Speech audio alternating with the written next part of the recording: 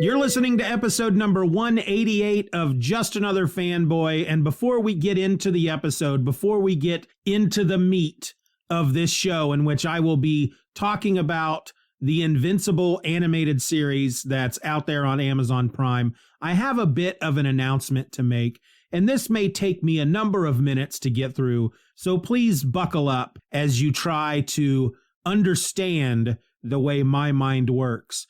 And you may or may not. And if you don't, I completely understand it. So it was just announced as of the day I'm recording this, which is Wednesday, May the 5th. Happy Cinco de Mayo. That Loki, the show that's going to be on Disney Plus, instead of premiering on Friday, June 11th, it's going to premiere on Wednesday, June 9th. And that kind of throws my whole schedule out of whack. I had previously announced that season 4, which is what we're in right now, Just Another Fanboy, season 4 was going to end next Thursday, a week from this episode, with episode number 190. Season 4 would end. I would take a month off. There may or may not be bonus episodes thrown in there during my time off. But then I was going to come back on Tuesday, June the 15th, and my first episode would be about the first episode of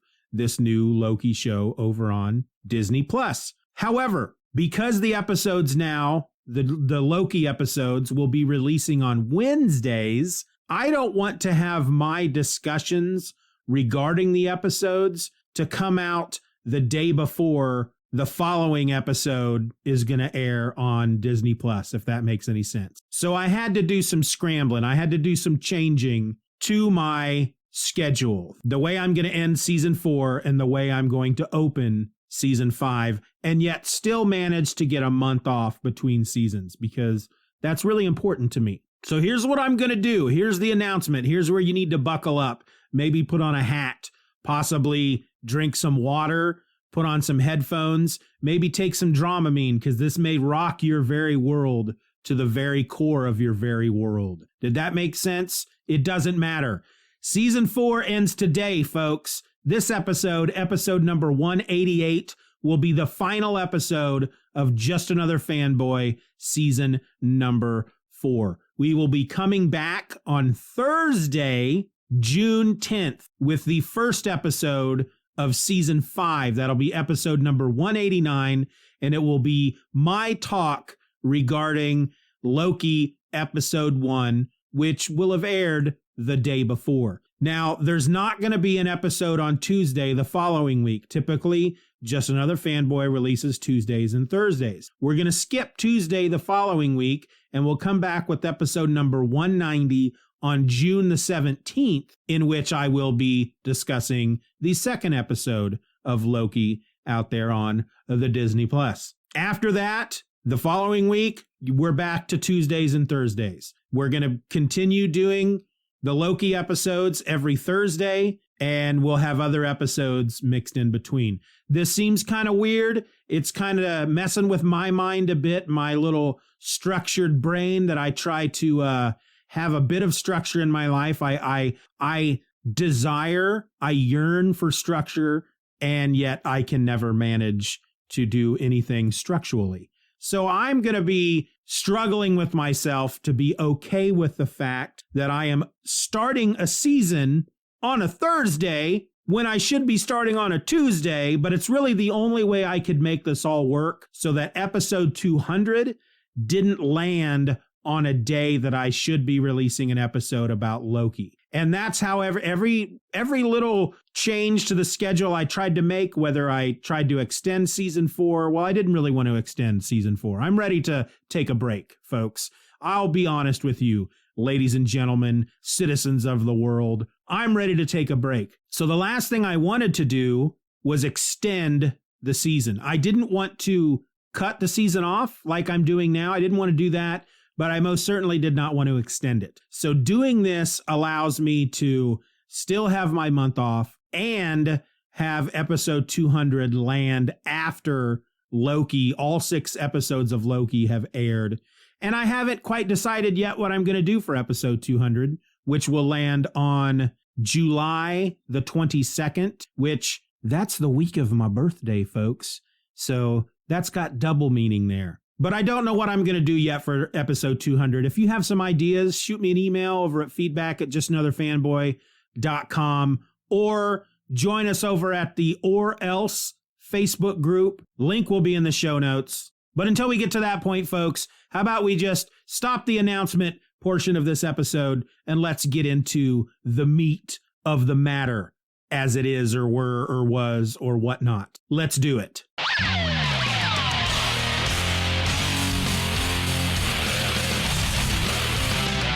Hello and welcome to another episode of Just Another Fanboy. As I said, this is episode number 188, and it is the final episode of season 4. And today I want to talk about Invincible. Not the comic book, but the new animated series that they have going on over on Amazon Prime. There are 8 episodes up on Prime, the full season. It was just announced recently that they have renewed the show for seasons 2 and 3. And I want to talk about season 1 because I sat down over the weekend, this past weekend, and I watched all 8 episodes practically in a row. I practically binged it. I say practically because I didn't, in fact, binge it. I watched some one day and some another day, but it's about as close to binging as I get these days. So the comic book came out in 2003. It was written by Robert Kirkman, originally drawn by Cory Walker, and then Ryan Ottley came on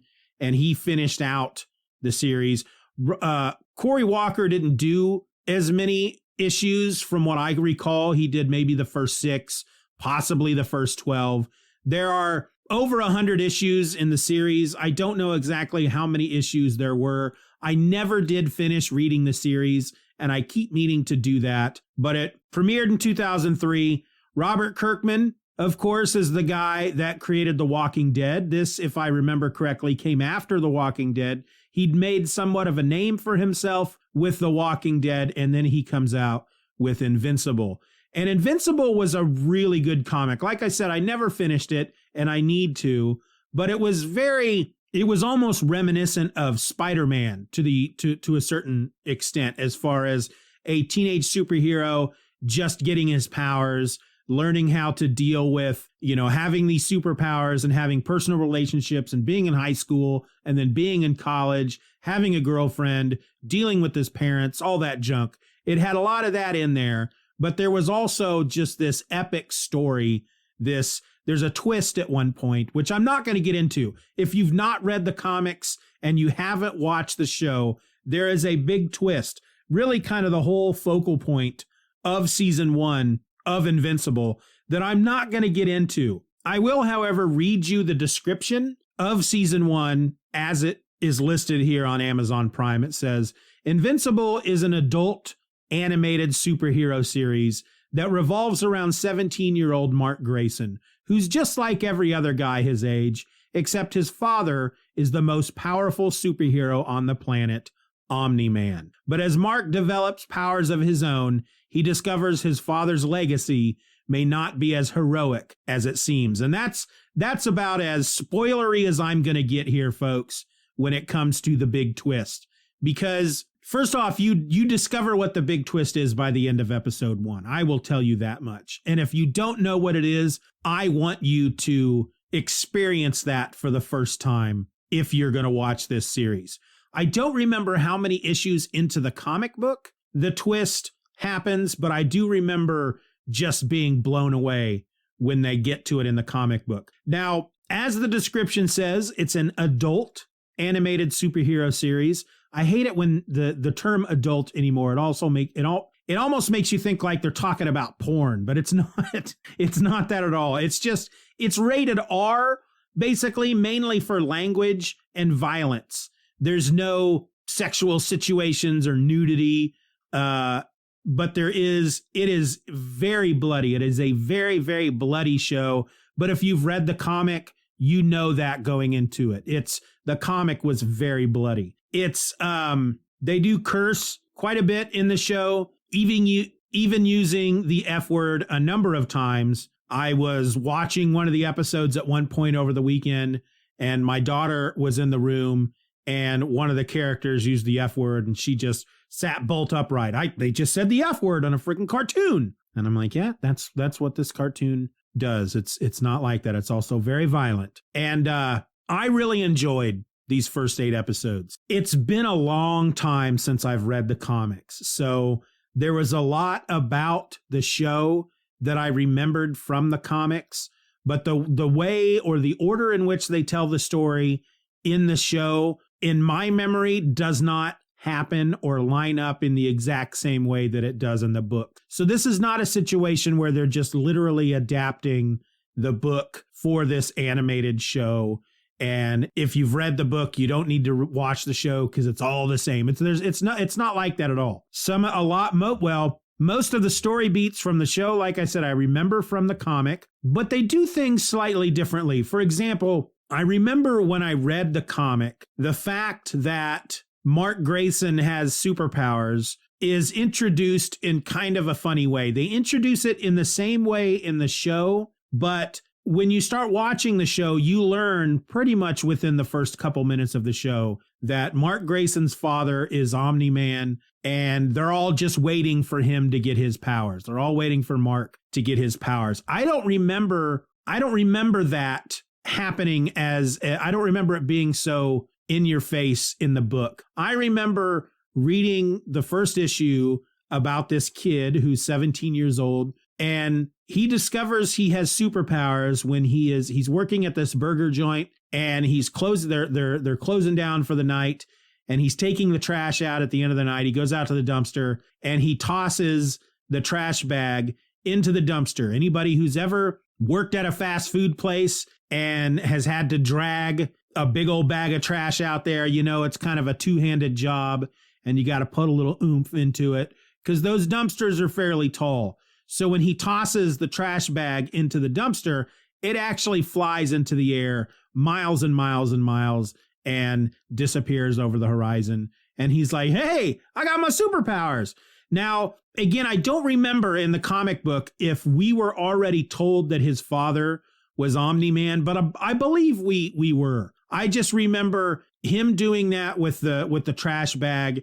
Then he is at dinner. He's sitting at the dinner table with his mom, and then his dad is suddenly there because he races in at super speed after having just saved the world or something. And the mother is like, oh, how was your day? Well, I just stopped an alien invasion and blah, blah, blah. Well, how about you, Mark? How was your day? I got my superpowers today. And they're all like, hey, all right, cool. And I just remember it being very refreshing and delightful. It was a wonderful moment in the book. And there's even a moment in the next issue or 3 or 4 issues later where we actually see the trash bag land on the other side of the world, which is really funny.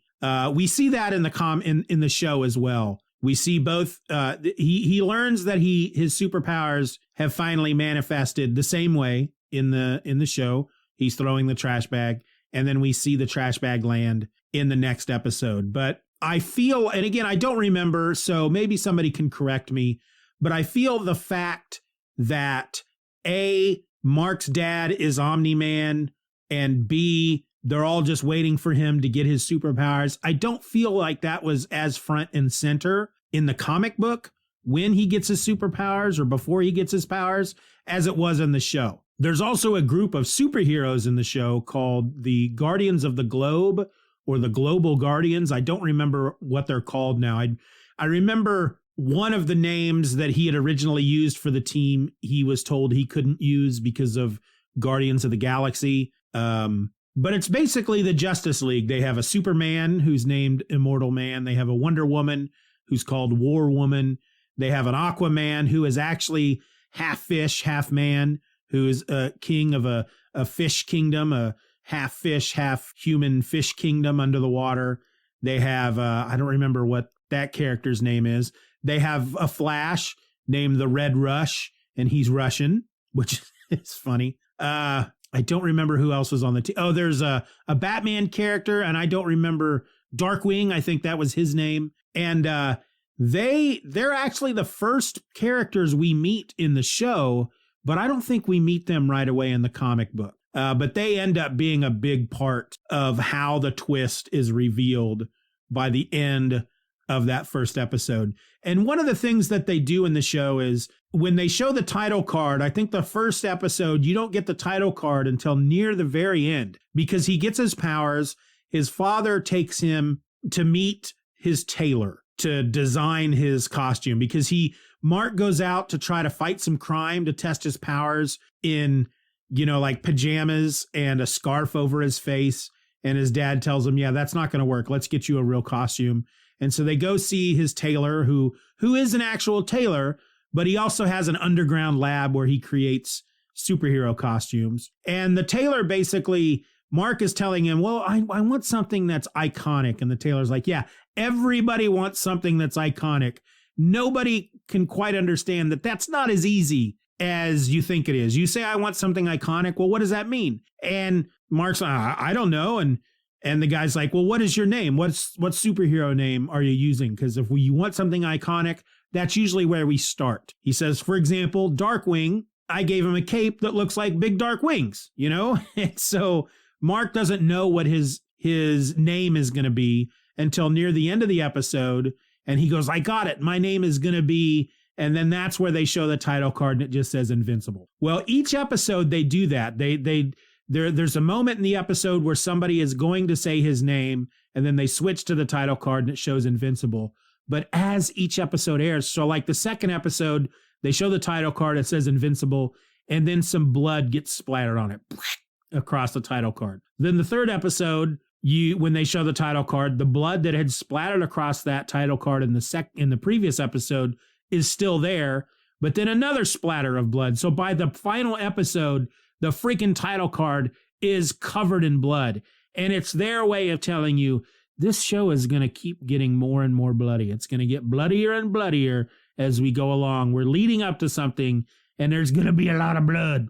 And there is, because here's the thing. You can't have superpowered people pummeling on each other and not have a lot of blood. And that's kind of what that's kind of what he was going for in the comic. It's like you got a superpowered person who punches another superpowered person. And if they're not invulnerable, then their fist is going to go through their face and their head is going to explode. That kind of stuff. And that happens in the comic book and it happens in the show. We're introduced to a lot of the same characters we get in the comic book. There's a character by the name of Atom Eve, Atom Eve, and she basically befriends Mark. They go to the same high school together, but of course they don't realize they're superheroes until he runs into her while he's out doing superhero stuff. She's the member, or at least when the show starts, she's a member of a team of teen superheroes called the Teen Team. And they have folks on the team like Rexplode, which is some of the names of these characters are just great. Rexplode, who can take things and turn them into bombs, basically. He has like these containers on his belt where he pulls out these little chips and he turns them into bombs, energizes them and throws them and they turn into bombs. There was I'm trying to remember who else is on there's a woman on the teen team she's like the multiple man. She can make duplicate versions of herself. And her name is Duplicate, which Kate, another funny name. Love the creativity that had gone into this comic book. I mean, when it comes to superhero comic books, Invincible is really one of the top 5. The Walking Dead is a great book, and it's probably one of my top 5 favorite books of all time. But when it comes to superhero books, Invincible, maybe even in the top 3. I don't know what else would be up there in the top 3, but Invincible's up there because it does something that a lot of superhero books can't do because you have the same writer on it throughout the entire run. And that's, you can have changes that are made. People will die and they won't come back. He at one point gets a brother in the comic book who also has superpowers. You can, if you've only got one person writing that book, and by that I mean they don't have like one creative team on it for 6 issues, and then another creative team comes in for 6 issues, and then another creative team, which is how they do it over at Marvel and DC, and which is why, regardless of how many changes they put Batman or Superman or Spider-Man or Wonder Woman or any of those characters, no matter how many changes they put them through, at the end of the day, they always revert back to what they originally started as thematically. So really, there are no changes made to any of those characters in the end, because it all comes back. But in a book like Invincible, he could do that. He could make changes and those changes could stick. Of course, that also means that eventually the book is going to end, which it did. But that's fine. I don't need to be reading an Invincible book 30 years from now when I'm probably dead. But, you know, it was a wonderful book. I need to finish it. I really do. Maybe I'll end up doing a series of episodes on the Invincible book eventually on the show. But the animated series is wonderful. And I'll be honest with you, when it first popped up on Amazon, I was really looking forward to it. I sat down, I had a moment to sit down and start watching it. And I got about 10 minutes into it. And my first thought was, all right, this is fun, but it's kind of boring. And I stopped watching it. And it wasn't until all 8 episodes were on Prime, because they released them. They didn't release them all at the same time. You couldn't just binge them when the first episode came out. You had to wait. And so once all 8 episodes were up, I sat down and I gave it another chance. And I just fell in love with it, especially by the end of that first episode. Each episode is about 45 minutes long, which is something that's a little different from most animated shows, which are typically about 20 to 23 minutes long or a half hour with commercials. But these were about 45 to 50 minutes long and tells one big story with a lot of, you know, episodic stories going on at the same time. And I really don't want to talk too much about what happened, because then I'll be giving a lot of it away. Of course, if you've read the book, you know what I'm talking about. There's a bit of a beef between father and son in the book and in the show. I'm just not going to tell you why. But it's when the reveal is made in episode 1, it, even for someone who knew that it was going to happen, because I had read most of the book, it was still quite the shocking reveal at the end of episode 1. But you don't get, I feel like in the comic, once you get the reveal of the twist, you don't get the story that gives you the motivation behind the twist. I feel like you get that much earlier in the comic. Well, you don't get that for a number of episodes in the show. And when you get to that point, when the motivation and the backstory behind the twist is revealed, it really is a very, very powerful moment. And I'm really looking forward to seasons 2 and 3. They had a lot of great voice actors on the show. You had Steven Yeun, who was Glenn on Walking Dead. He played Mark. Sandra Oh played his mother. J.K. Simmons was his father, Omni-Man. You had Walter Goggins as the government agent, basically kind of like the Nick Fury of the show, except for he's not very reminiscent of Nick Fury. You had, I don't know most of these actors by their actual names, but you have Britta from Community as Adam Eve, Pimento from Brooklyn Nine-Nine as Rex Splode, and Seth Rogen has a small part in it. And if the books are anything to go by, the part will become much bigger. But he plays a character by the name of Alan. They call him Alan the Alien because he's an alien. He's a big, tough, muscular, one-eyed alien who comes to Earth every few years to he says he's there to test Earth's defenses. He's there to make sure that somebody is there that can defend Earth, because Earth is part of this coalition of planets.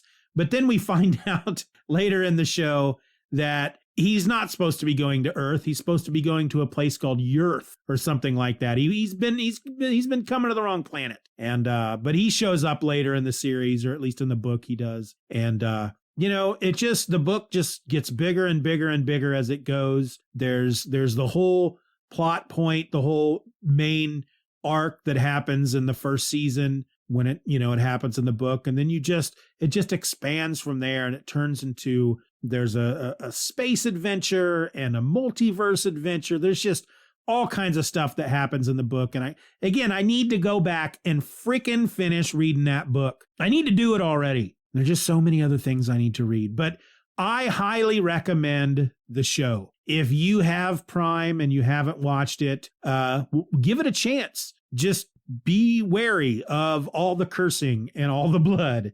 You know, if you got little kids, you probably don't want them in the room because they're going to go, ooh, cartoon.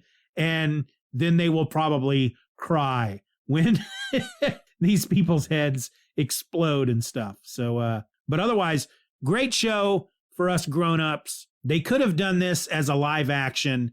And frankly, I'm glad they didn't, because I have a feeling it wouldn't have been as big or as epic as a lot of these scenes were had they tried to do it live action. They can do a lot of stuff in live action nowadays.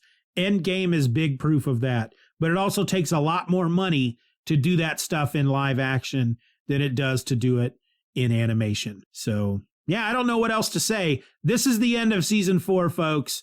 Come back here. Join us back here in June. I'm going to have 4 weeks off. Like I said, I'm sure I'm going to release a few bonus episodes between now and then.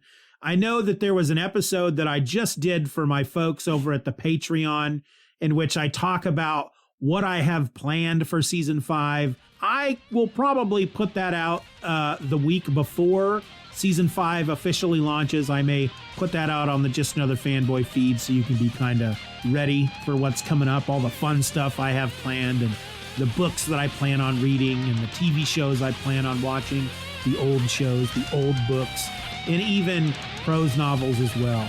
But until then, folks, until June, my name is Steven, and I'm Just Another Fanboy. Be nice to each other. See you in June.